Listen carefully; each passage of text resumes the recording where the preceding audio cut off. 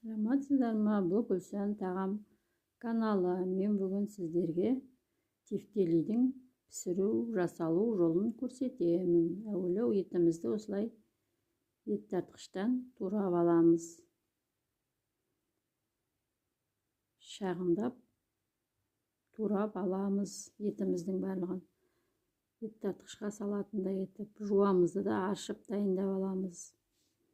Жуамен етімізді осылай ет тартқыштан тартамыз.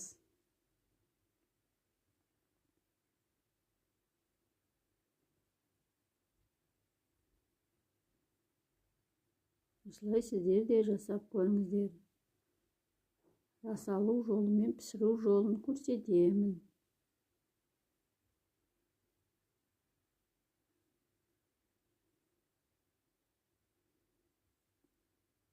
Тартып болған етім